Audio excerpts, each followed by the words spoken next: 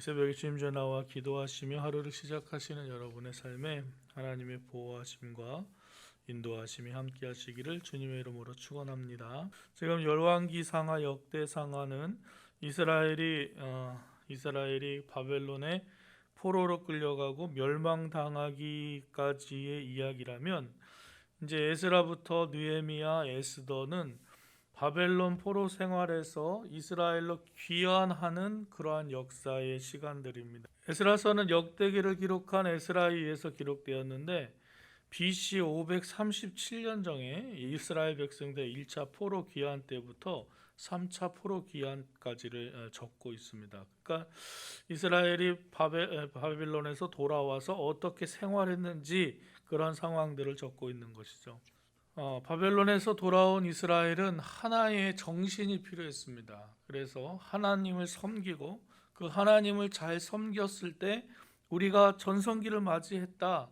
그래서 그 중에 가장 신앙의 모범이 되었던 다윗 왕을 중심으로 다윗 왕처럼 하나님을 섬겨야 이스라엘이 다시 회복될 수 있다. 그런 사고, 그런 정신을 가지고 있었던 것이죠. 바사 왕 고레스가 하늘의 하나님 여호와께서 세상 모든 나라를 내게 주셨다라고 찬양하고 있어요.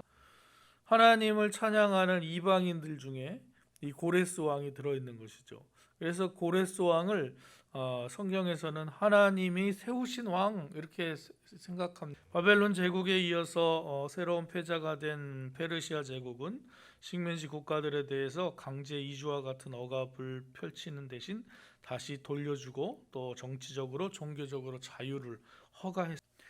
오늘 이 에스라서의 특징이 뭐냐면은 이 역사적인 사실에 대해서 그냥 이게 세상을 보는 눈이 두 가지가 있는 거죠. 세상의 그 잣대로 보는 눈이 있고요, 하나님의 관점에서 보는 눈이 있습니다.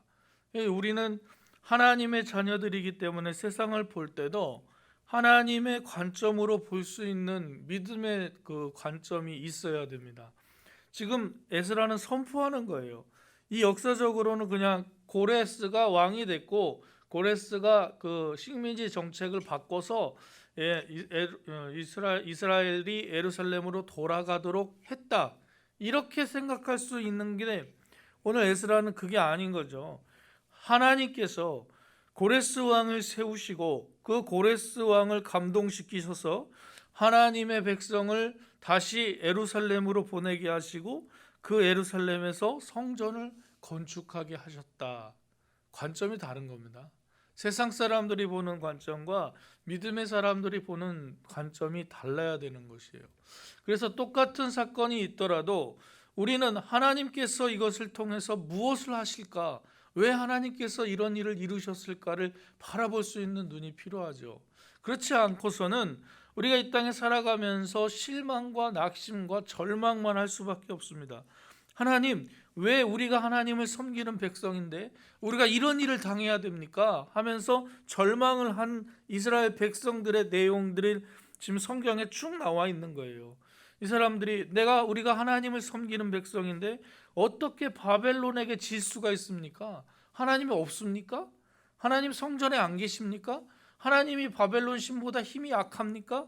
하면서 끊임없이 바벨론 포로 기간 동안 하나님께 여쭙고 그런 과정 속에서 하나님이 힘이 없는 신이 아니라 우리가 하나님을 올바로 섬기지 못했기 때문에 이런 일이 벌어졌구나 라는 것을 깨닫게 되고, 그런 믿음의 눈으로 기록한 것들이 이 성경 말씀을 통해서 우리에게 전해진 거죠. 우리는 예수 그리스도를 믿는 그리스도인들이죠.